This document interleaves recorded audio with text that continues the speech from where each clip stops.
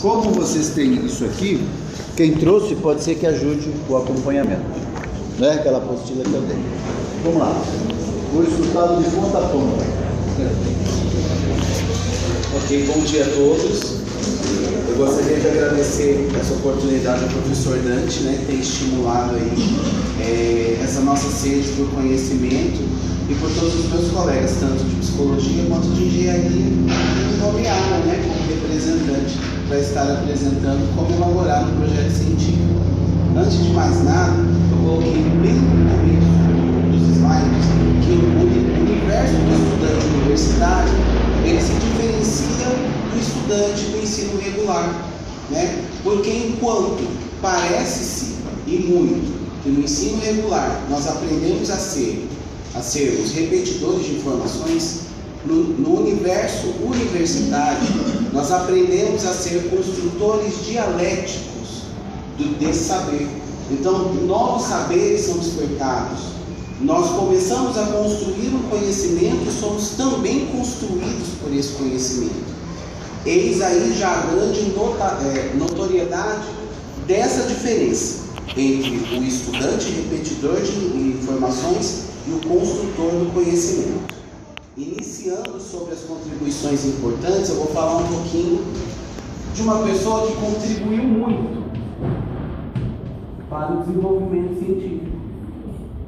E foi Skinner, que ele é precursor da psicologia comportamental. Ele observou que para todo estímulo inicia uma resposta. E daí ele disse o seguinte, que é melhor ficar sem respostas do que aceitar uma resposta inadequada. Isso nos demonstra o grau de exigência da ciência. Não é simplesmente responder, mas o que responder? Como responder? Por que responder? Skinner começou a ter esse olhar. Skinner ele ainda diz o seguinte, que uma das características importantes da ciência é a habilidade de esperar uma resposta contínua na busca de explicações. Quer dizer, essa habilidade passa a tornar hábito a cada vez responder às questões que são propostas. E ele ainda fala que a ciência ela é considerada como um conjunto de atitudes, é uma disposição para lidar com fatos.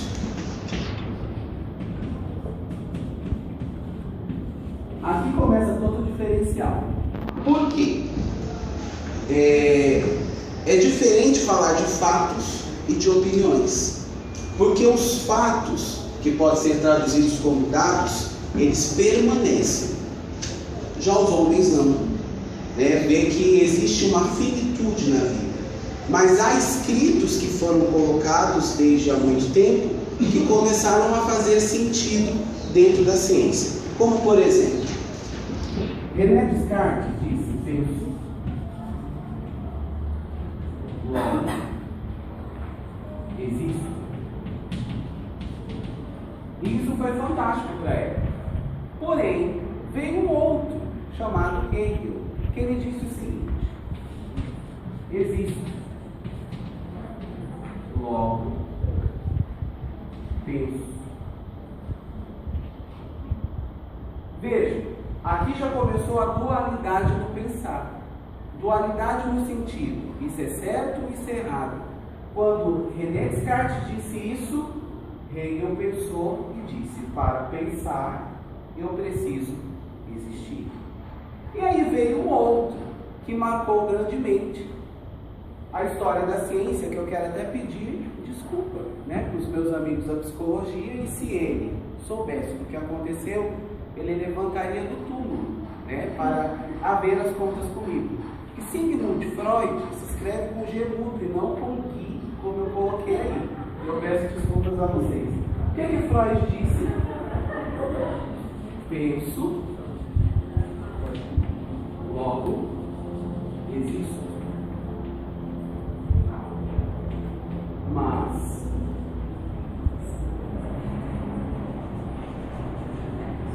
não existo como penso. Freud aqui, ele acabou colocando falando o seguinte, que o pensar e existir são processos que estão juntos. O pensar não é suficiente para existir e o existir não é suficiente para pensar. E aí a ciência continua avançando. E aí eu comecei a brincar um pouquinho, eu descobri um autor do qual eu sou suspeito para falar. Ele diz que o inconsciente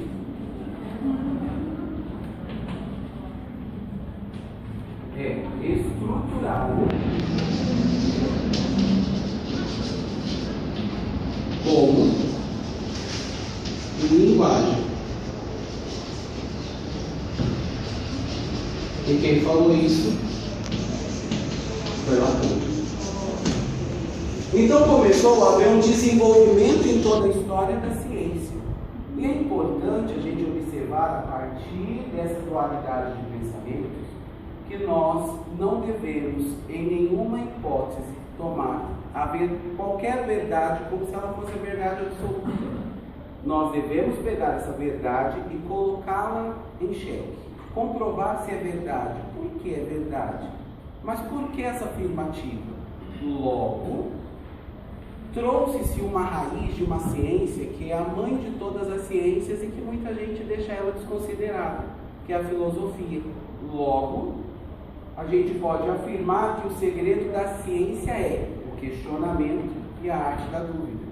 Porque a partir desse momento, começamos a construir as respostas sobre as hipóteses das quais levantamos e a gente vem a confirmar se elas são verídicas ou não. Então, partindo desse ponto, o que é um projeto científico? Laville, de 99, Deslandes e Gil, eles falam que é um documento do qual se articula e se organiza uma proposta de pesquisa. Não basta apenas saber o que é, mas como um projeto científico eu preciso documentar. Eu preciso comprovar todos os passos que foram tomados na construção desse conhecimento. Antes deles falarem isso, de 95, 99, a gente tem o João Álvares Ruiz, tá? Peço desculpa para vocês corrijam ele. João Álvares Ruiz. Ele diz que a realização concreta de uma investigação planejada, desenvolvida e redigida de acordo com a metodologia consagrada pela ciência. Aí a gente começa então a dar uma passeada novamente por tudo aquilo que a gente aprendeu desde o início das nossas aulas, que existe uma metodologia, que existe um caminho, que existe um modo do saber, e aí a gente viaja por toda a história entre o indutivo e o dedutivo, o hipotético e o dedutivo, até chegar ao experimento e verificar se as hipóteses são verdadeiras ou não. Até então, estamos fazendo ciência, mas como fundamentar tudo isso? O projeto científico, ele nos responde. Ele diz que ao propor a elaboração de um projeto, deve-se observar os seguintes aspectos: o que pesquisar, por que pesquisar, como pesquisar e quais são as finalidades desse projeto. Não basta apenas a gente saber o que é. Nós temos que saber o que pesquisar dentro de todo o universo. Eu, por exemplo, estou me atrevendo a um caminho de início mesmo de trabalho científico, o qual eu vou apresentar em março, que eu já achei um tema, que eu estou muito surpreso com todo o caminho que eu estou indo, descobrindo outras coisas no meio da leitura bibliográfica. Mas você tem que saber o que pesquisar. Sabendo o que pesquisar, comece a se indagar. Por que pesquisar? Se já existem pesquisas, eu estou querendo comprovar alguma coisa dentro dessa pesquisa. Então eu tenho os modos de pesquisar, que também nós já aprendemos, que começa pela leitura bibliográfica, começa pela observação e várias outras coisas. E quais são as finalidades do projeto, né? No final, a gente se destinará a quê? Existem elementos constitutivos do projeto, tá? Todo ele deve ter elementos teóricos e metodológicos. Para se constituir o projeto científico, tem que ter essa base, tá? Elementos teóricos e metodológicos. Caso não exista, não tem como fundamentá-lo, porque não é uma carta de um amigo para um amigo, tá? É um documento que será apresentado diante de uma comunidade científica. Quais são as finalidades, então, do projeto? Mapear o caminho a ser seguido durante a investigação, orientar o pesquisador e comunicar os propósitos dessa pesquisa? A comunidade científica, tá? Dentro disso, falamos de referenciais teóricos e metodológicos, correto? São eles os teóricos. Tema, problema, possível hipótese,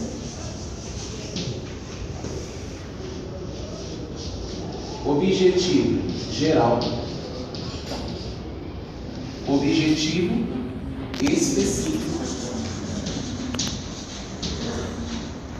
e a justificativa.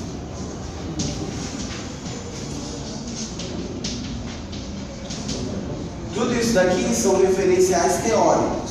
Nós temos os metodológicos, que são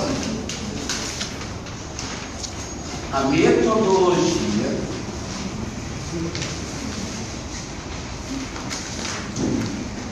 as amostras, os instrumentos, as formas de coleta,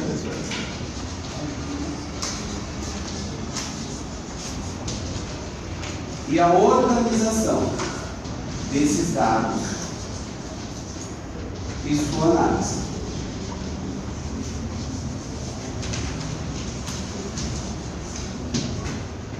O tema, ele diz respeito à área do interesse, tá? Por exemplo, o meu tema científico é atividade militar e a relação com a função paterna.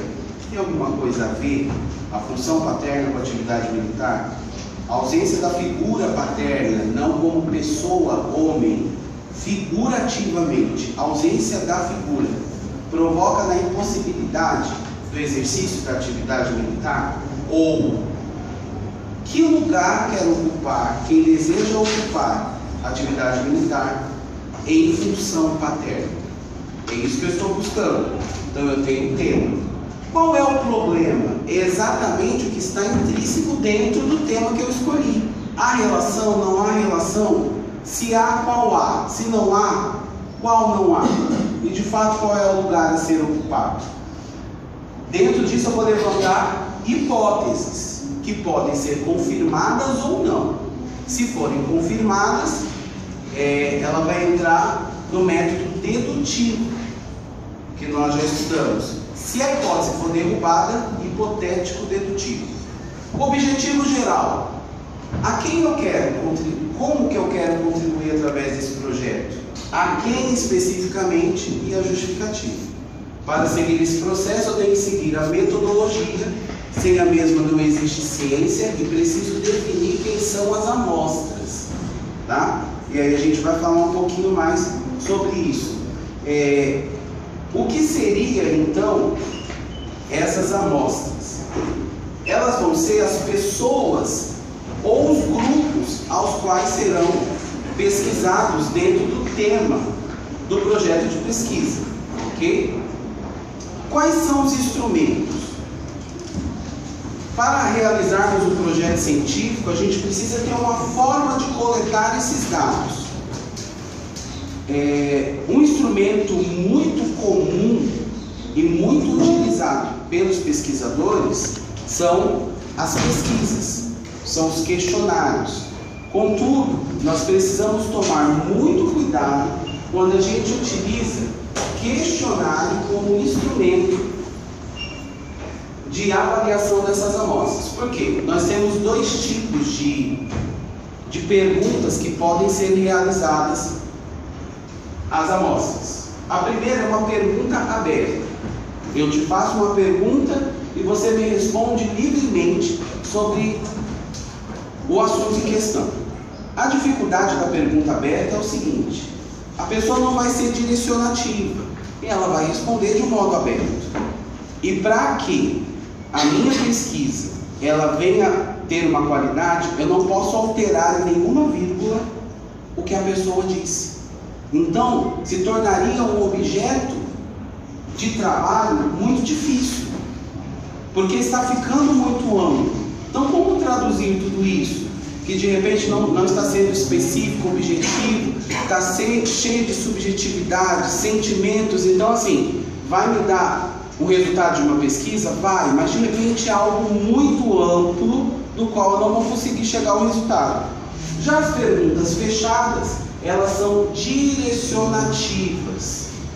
Vai me levar a responder um sim ou não, ou responder especificamente aquilo que o pesquisador deseja encontrar. Uma das coisas essenciais dentro da metodologia é que dentro do instrumento eu tenho que garantir à minha amostra o sigilo da pesquisa.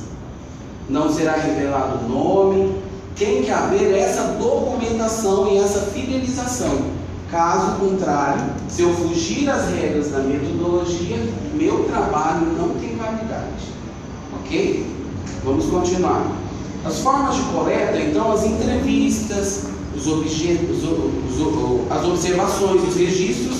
E aqui a gente vê uma coisa muito bacana, e aí a gente volta novamente à filosofia. A gente fala assim, não, mas a filosofia não tem nada a ver. Tem. Veja que nas ciências exatas, eu creio que não existe área melhor para explicar a filosofia do que as ciências exatas. Porque foi Galton, Newton, Tales de Mileto e tantos outros que fundamentaram a lógica dentro da filosofia, que comprovam que 1 mais 1 é 2. Então, ignorar a filosofia é ignorar como organizar esses dados e como analisar tudo aquilo que eu recolhi. Até aqui está dando para entender? Está muito complicado, não, né? Vamos falar sobre a representação da amostra. A amostra, ela tem que obter os dados quantitativos e qualitativos, que são as abordagens que já aprendemos aqui. Quantitativos em termos de quantidades. Então vamos lá, para o projeto científico X, quantas pessoas que eu vou utilizar para chegar à conclusão? 100, 50, 200? Tem que ter um estabelecimento, um recorte dentro do que eu quero buscar. E qualitativo é a qualidade dos indivíduos em termos dos vínculos com o tema a ser investigado. Então, por exemplo, se eu quero investigar quem quer entrar para a atividade militar, eu não vou perguntar para quem quer exercer a função de aviação. Eu não vou encontrar as minhas respostas. Eu tenho que ir especificamente nesse grupo de pessoas que desejam, como atividade profissional, essa atividade. Ok? Técnicas para coleta de dados. Como eu falei para vocês, é a entrevista, que ela consiste no diálogo com o objetivo de colher determinada fonte de determinada pessoa ou informante.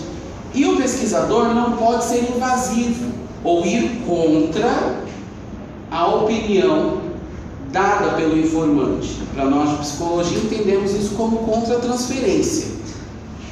Né? Para o pessoal de engenharia, para ficar claro, seria você rebater a resposta do informante. Não deve ter esse tipo de interferência. Ela tem que ter um recolhimento da informação como ela foi passada e de acordo com o que a gente está pesquisando, ok? A entrevista, ela precisa ser registrada. Lembra que eu falei? Tem que ter um termo de consentimento garantindo o sigilo.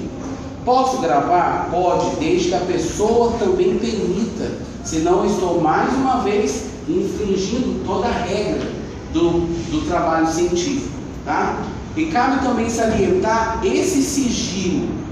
Tem que ter a garantia desse sigilo, desses dados, porque eles serão um grau fundamental na confiabilidade desse projeto científico. A observação. Tem que ter observação. Sem observação não há trabalho científico. A não ser que eu queira fazer só uma pesquisa exploratória, para o meu conhecimento. Então eu vou ler e vou tomar uma conclusão em cima de outras publicações. Mas se eu quero fazer um projeto científico, tem que ser submetido à observação. E como que a gente colhe esses dados? Com uma pesquisa de campo. que é onde os fenômenos ocorrem de maneira livre. Então, por exemplo, se estamos estudando um fator social, nós vamos até onde ele ocorre. Se a engenharia está estudando o avanço da construção, vai se observar nas construções recentes qual é a diferença de uma para outra, qual é a tecnologia que fundamenta essa construção e essa no que difere, ou que reduz os custos de um para o outro, e ali vai começando todo aquele planejamento para identificar como esses fenômenos ocorrem, ok? Um dos passos fundamentais e obrigatórios, sem o qual não vai existir a pesquisa científica, é a pesquisa bibliográfica. Tá? Podemos defini-la como um conjunto dos livros escritos e artigos sobre determinado assunto, por autores conhecidos ou anônimos, pertencentes a correntes de pensamentos diversas entre si ao longo da evolução da humanidade. Se a gente for pensar em evolução, e aí a gente volta lá no comecinho na teoria de Darwin, a gente vai ver que de lá para cá houve uma evolução de pensamento, uma evolução de práticas, que faz todo sentido hoje. Trouxe aqui o exemplo de pensamentos que foram se modificando através do tempo. E pode ter certeza que ainda vai surgir alguém que vai falar mais do que Lacan falou. E a ciência vai avançar mais uma vez. E é a partir das referências bibliográficas que a gente faz um levantamento sobre o assunto. Ok? Então, levantar o que já pesquisaram, quando já pesquisaram, o que disseram, é importante para que, a partir desse princípio, eu possa fundamentar o meu trabalho, o meu projeto científico. Lembrando que, no decorrer da descrição do trabalho científico, se há algo em que ela disse, e eu estou repetindo, eu tenho que citá-la, porque as palavras não são minhas, as palavras é dela. Então é preciso que eu mantenha também essa fidelização do que já está no universo científico, tá? Para a gente já ir chegando à conclusão, que eu estou falando de mais muito tamanho, é importante a gente salientar o seguinte: o projeto científico ele não nasce do nada. Tipo assim, eu acordei e eu vou pesquisar, né, como eu poderia construir um prédio que ele suportasse o furacão, os furacões que acontecem lá na Flórida. Não, não nasce do nada, tá? Ele cumpre a gente passar por papel e com cuidado o que representa o fruto desse primeiro esforço. Quando eu falei do projeto científico, né, e isso foi despertado aqui nas aulas com o professor Dante, eu comecei a perceber tanta coisa que envolve o que eu quero pesquisar, que eu sou sincero. Quando o professor ele falou sobre o cuidado naquilo que a gente vai colocar, né, e hoje inclusive a gente ouviu isso na aula da professora Célia, há uma responsabilização tão grande no que você vai informar, porque isso pode mudar. Pode não, vai mudar e vai transformar toda a evolução da humanidade. Então, eu vou colocar lá que eu acho que é isso. Não é pelo achar, é pelo que está fundamentado, pelo que está comprovado, pelo que vai ser validado e pelo que vai contribuir para esse crescimento, tá? É preciso que a gente venha organizar essa análise de dados, como eu falei para vocês, corresponde à procura do sentido, interpretação dos significados, estabelece categorias e codifica, quer dizer, transforma os dados obtidos. Isso é muito importante dentro de um projeto, tá? O que um projeto não pode deixar de ter impreterivelmente: introdução, que é a apresentação do problema; justificativa, texto no qual se articulam os argumentos; referenciais teóricos, são as leituras e fundamentos teóricos que embasam a proposta da pesquisa; objetivo da pesquisa; metodologia, né, que é a descrição dos caminhos. Eu vejo metodologia não como regras, mas como um caminho a ser seguido. E dentro desse caminho, a gente vai encontrar o indutivo, dedutivo, hipotético, dedutivo. Quer dizer, dentro desse caminho, estamos indo aqui lá para o metrô Carrão, eu posso ir por essa rua, posso ir por essa, mas quais são os fatores? O que eu vou encontrar no caminho? Tudo isso vai construir esse conhecimento. Bibliografia, tá? Material utilizado para projeto ou pesquisa, e temos que usá-la a partir das regras da ABNT.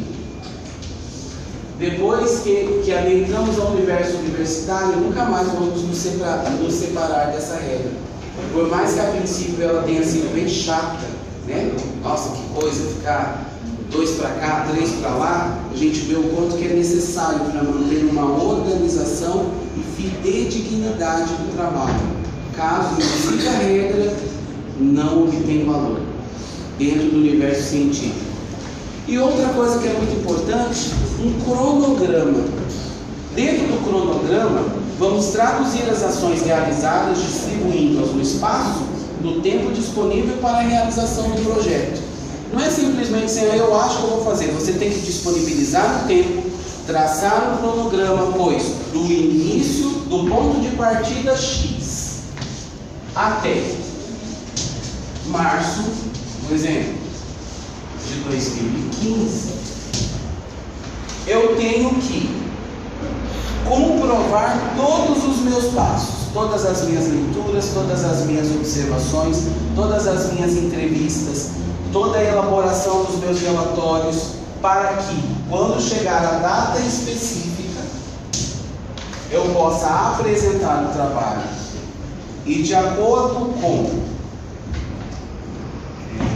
agora esqueci, já deu um branco. De acordo com a avaliação que será realizada, de acordo com os avaliadores, ele venha obter uma validação do projeto científico, que poderá ser aceito como comprovado ou poderá ser recusado. Muito semelhante ao que todos nós iremos fazer ao final dos nossos cursos. Enfim, esse é um resumo, um pequeno resumo do projeto científico, e mais uma vez eu gostaria de agradecer a todos, inclusive ao professor Dante, que hoje é o aniversário dele. E assim, toda essa construção de conhecimento, né? Às vezes ele chegar aqui e falar, muitas vezes a gente fala assim, puxa, mas que aula, eu preferia que trouxesse alguma coisa, eu preferia que escrevesse alguma coisa. De fato, seria muito mais fácil. Mas se o professor seguisse esse caminho, ele estaria nos ensinando a sermos repetidores de informações. E ele está nos ensinando a sermos construtores dialéticos dentro do campo científico. Eu gostaria de parabenizar.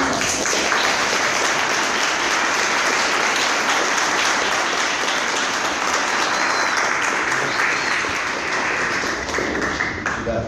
Parabéns, viu? Bem.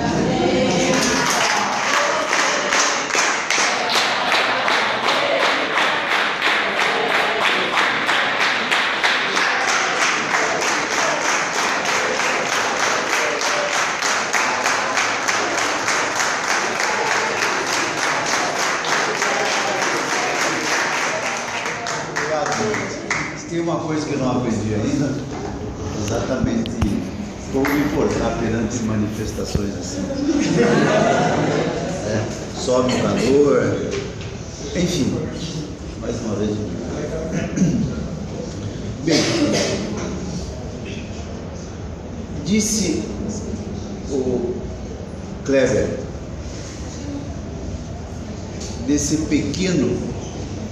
essa pequena exposição que fiz sobre esse tema, projeto.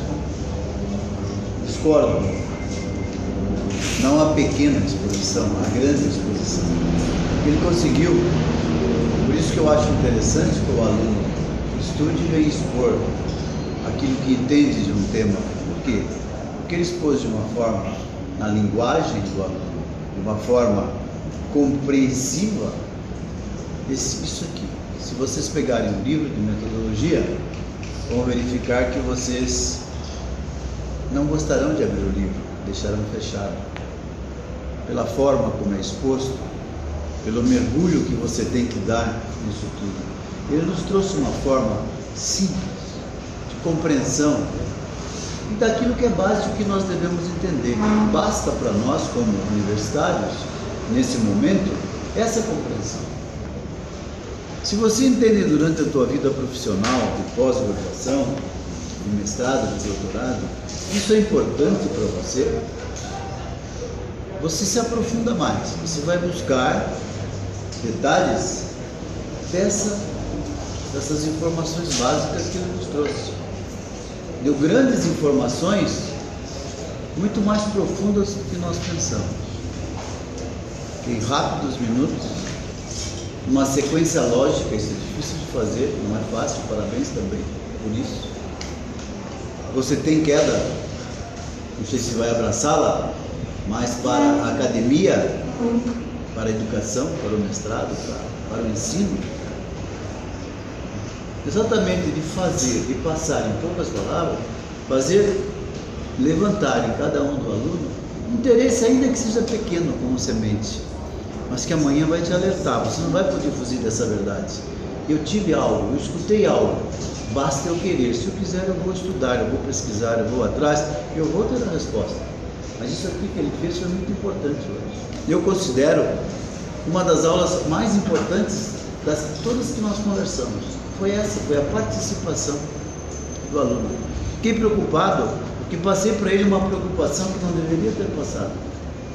Pelas poucas conversas que tivemos, mas pela preocupação maior do que estar aqui passando para vocês. A preocupação dele manifestada, vocês não viram, não sentiram, não é?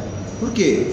Porque ele entendeu qual é o alcance disso aqui dentro da vida universitária.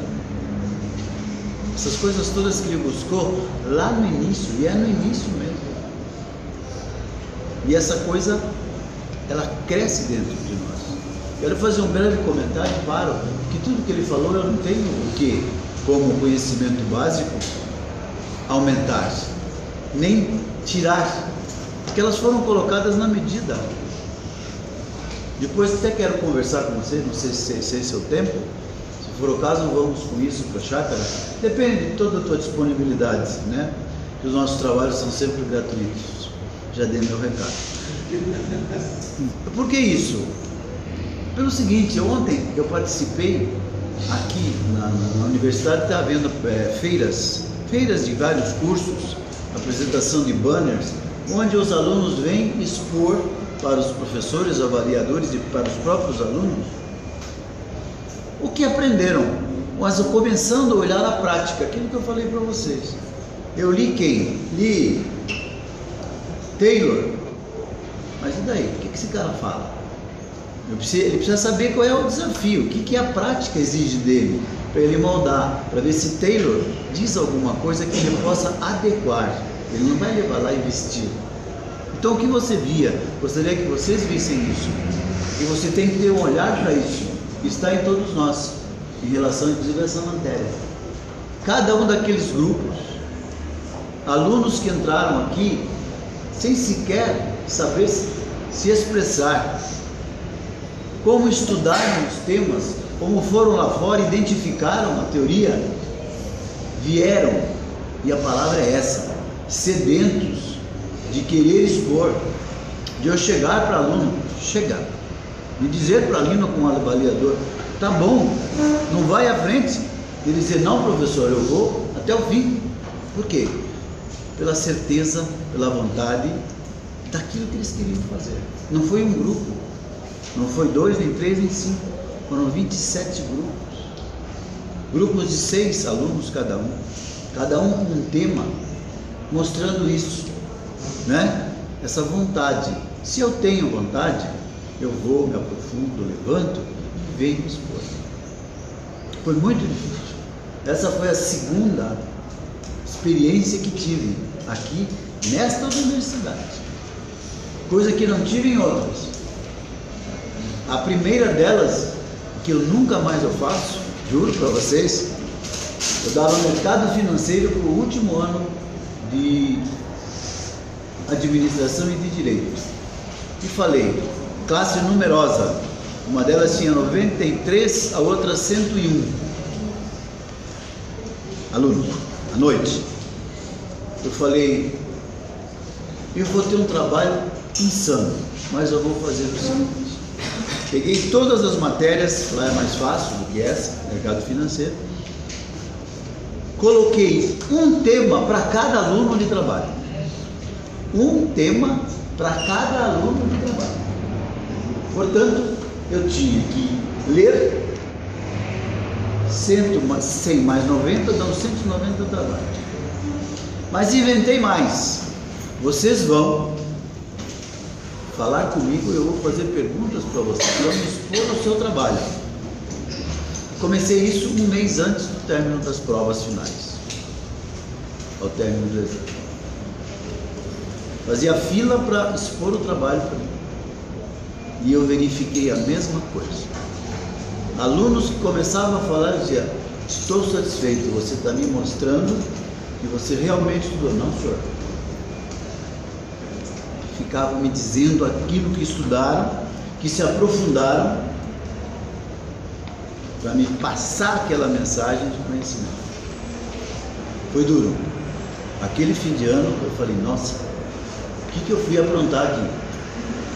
Mas foi bom porque, por outro lado, porque você fez crescer no teu aluno o interesse de ele valorizar, ele está se valorizando, de buscar, de vir, trouxeram os trabalhos escritos e sabiam a matéria.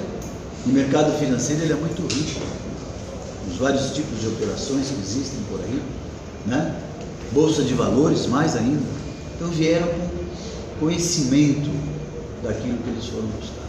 Então isso o que é? Esse conhecimento básico. E tudo isso através lá da forma que fizeram também, às vezes de uma forma simples, mas com um olhar também, visto tudo que foi dito. Aqui evidentemente, do ponto de vista científico, lá um aproveitamento de todas esses itens que foram conversados comigo. Então o que temos que levar daqui é exatamente isso, né? Aqui tem um conhecimento básico para nós exposto. E ele foi devagarzinho colocando nessa sequência as exigências. Eu pensei que ele ia esquecer da BNT, pensei que estava torcendo para esquecer. Né? E ele sutilmente foi lá e colocou algo importante, como ele mesmo falou, sem o quê? A inexistência da observância disso, o trabalho, evidentemente, ele não está nos moldes. Então isso que é importante nós conhecermos. Não importa se somos advogados, médicos, engenheiros, importa que se um dia, como acadêmicos, ao precisarmos do nosso trabalho, não sabia que você estava trabalhando numa investigação. Interessante. Ao precisarmos dos nossos trabalhos juntados, sabemos, temos essa consciência. Eu já ouvi. Na minha escola se conversou sobre isso.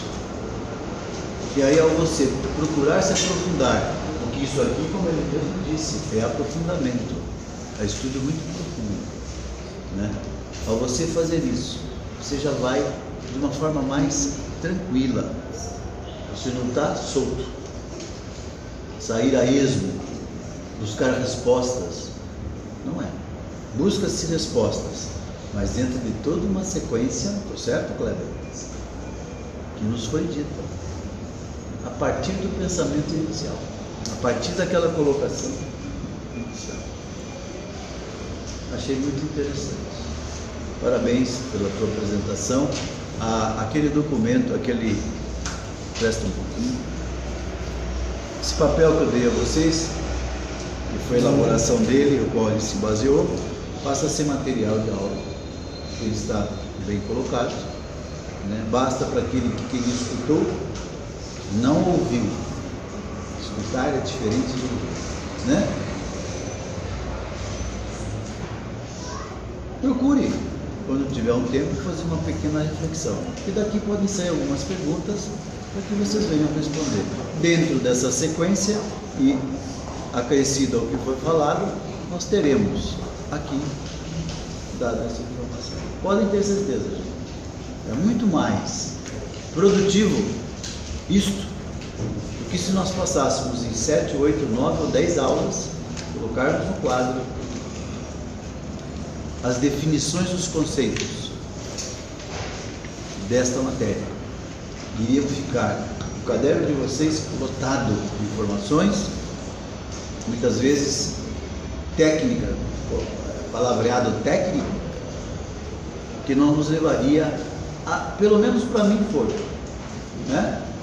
Essa coisa que entrou do ponto de vista prático, no meu ouvido, de como explicar este tema, que é o como elaborar um projeto de pesquisa.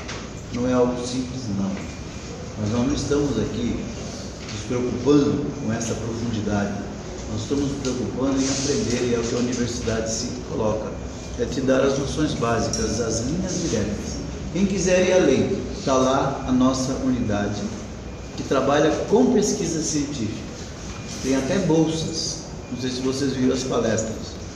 Basta que vocês vão lá, apresentem uma ideia. Você sabe disso, né, Cláudia? Eles examinam e te dão bolsa. Ninguém vai pensar que vai. Não é bolsa, mas não é Bolsa Família. Não esqueçam disso. É uma bolsa para essa investigação. Evidentemente que é muito um pouco mais profundo, faz uma entrevista, né? E evidentemente você está no meio de pessoas que estão lá trabalhando nisso, investigando, né? Investigação científica. Pessoas que querem, buscam um pouco mais, dadas a isso. Isso é dom, isso é caminho que a pessoa escolhe, o estudante escolhe. Às vezes não é agora, não.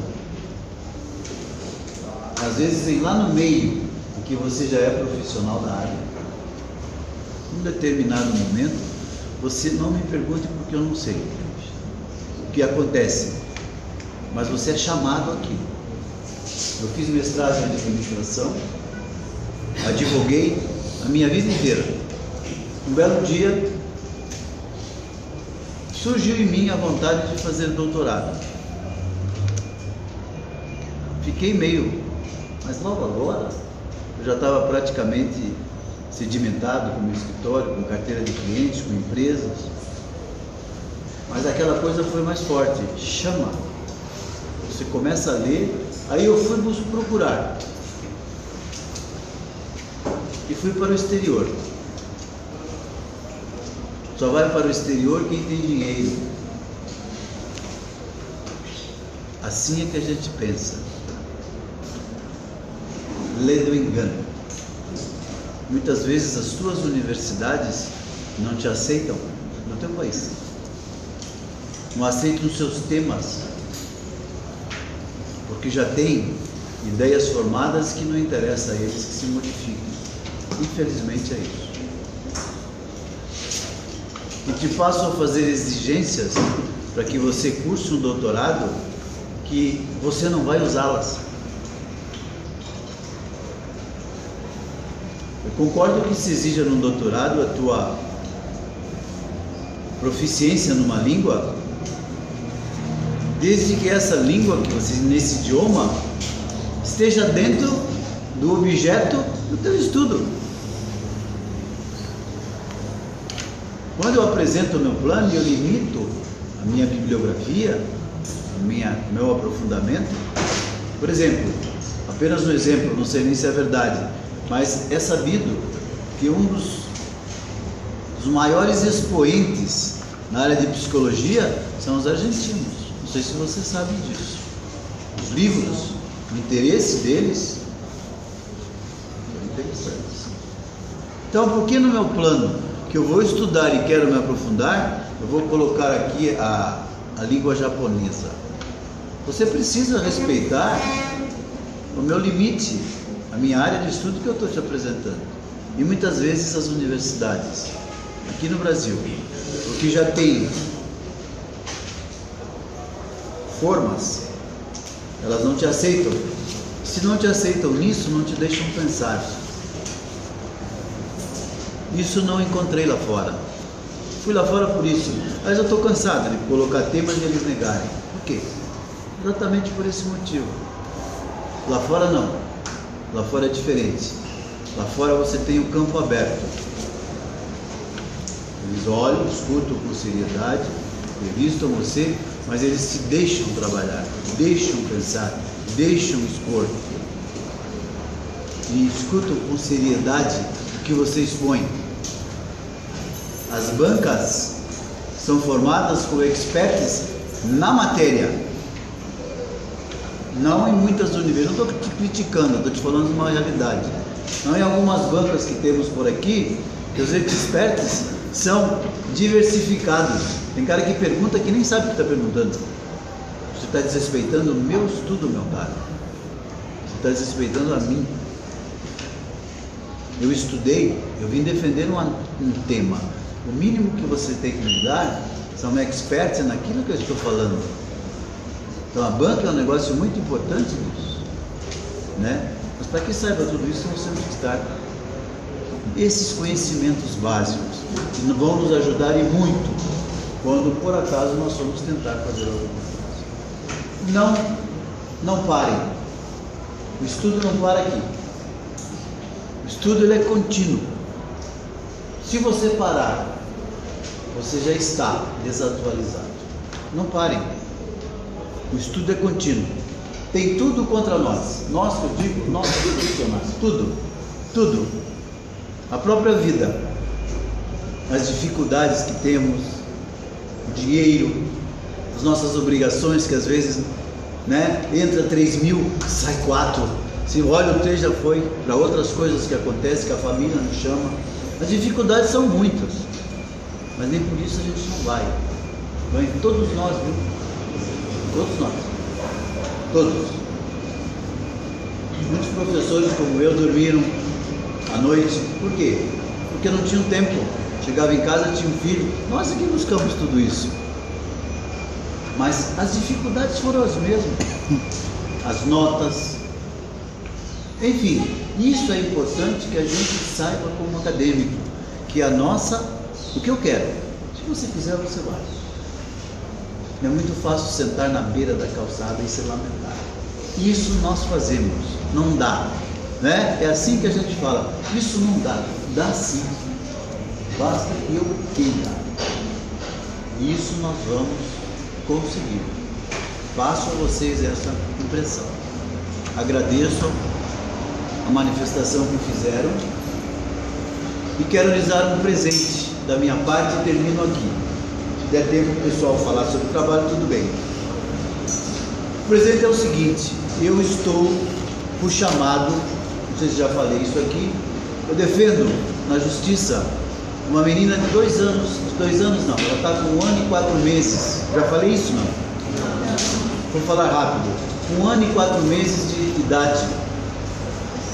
Essa menina, com 2 meses de idade, nasceu perfeita. Ela teve um problema, pegou uma gripe forte, foi e deu entrada no hospital em São Paulo, no SUS, que chama-se Hospital Menino Jesus, fica ali no Bexiga, perto do Teatro Ruth Escobar, Hospital Municipal do SUS. E ali, de cara, foi cometido um erro médico. A menina teve um problema de respiração e os médicos amarraram, não sei por que razão, não me pergunte, que eu não sou médico, amarraram o diafragma dela, talvez por razões médicas, para encurtar a conversa. A menina já está há 1 ano e 4 meses morando nesse hospital com a mãe, ela mora lá. Vive com uma traqueostomia, ela não consegue respirar diretamente da garganta. No meio do caminho, já fizeram nela 6 cirurgias. Na 4ª até a 5ª, ela ficou 1 mês e meio com isto aqui aberto, dos exames que deveriam ter sido feitos. E, ao lado disso tudo, a luta da mãe por tentar verbas do governo para poder fazer um tratamento na menina que necessita de um marca-passo para esse diafragma, que vai fazer funcionar, sem ele ela não vive. E o retrato, na verdade, e um processo judicial pedindo ao Estado que assuma essa responsabilidade, porque é dele, na medida que ele tem dinheiro para gastar com tantas obras, na medida que ele tem dinheiro para gastar com tantas campanhas políticas milionárias, na medida que ele tem dinheiro para gastar com tantas benesses corporativas, como por exemplo auxílio moradia para juízes, procuradores, etc. e tal, o que está se pedindo aqui é algo normal. Esse processo começou, já também tem quase o tempo de que ela está lá, e eu não sei por que razão está parado, porque o único médico que faz esse tipo de operação que ela precisa no Brasil é médico particular, e só ele faz, e os médicos do SUS, não estou diminuindo-os, não concordam com essa operação, e está um juiz parado no processo, aguardando que eles digam o que fazer para que ele sentencie. Eu pertenço a uma irmandade que me chamou para que eu assumisse esse processo. E eu assumi o processo. Estou agora à frente desse processo judicial. E como eu lhes falei, sou advogado. E procurei mudar o meu caminho. Mudei o meu caminho por eventos que aconteceram. A nome dela é Jordana Sofia, depois eu ponho no quadro. Teve 2 paradas cardíacas, foi reavivada, e na última terça-feira passada, o aparelho que ajuda ela a respirar quebrou, parou de funcionar. Como a mãe estava no quarto, chamou uma enfermeira e ficaram quase meia hora tentando, através de uma bomba de sucção, colocar ar na menina. Isso tudo aconteceu, vem acontecendo. Quando eles me informaram, agora eu já estou no processo, eu entrei no Ministério Público e mandei que eles fossem averiguar. O Ministério Público foi, olhou e pediu informações ao hospital. E o hospital mandou, para minha surpresa, informações perfeitas, acompanhando aquela máquina a semana inteira, dizendo os números corretos, informando o número de manutenção, quantas vezes aquela máscara era manutenida. Só teve um detalhe: esta máquina não era a que estava a Jordana. A máquina da Jordana era de número 57 e a que eles mandaram foi a de número 58. Então isso motivou a eu fazer um enfrentamento ao juiz federal, porque ela é a União Federal, é SUS, e a pedir-lhe que agilizassem os exames que ela tem que fazer para essa operação que não está autorizada. E conseguimos o primeiro gol, no sentido que foi determinado que ela faça a operação, não no SUS como eu pedi, mas no Sírio-Libanês, que é o gestor dessa unidade do SUS. Então ela está hoje já se preparando para no dia 18 fazer essa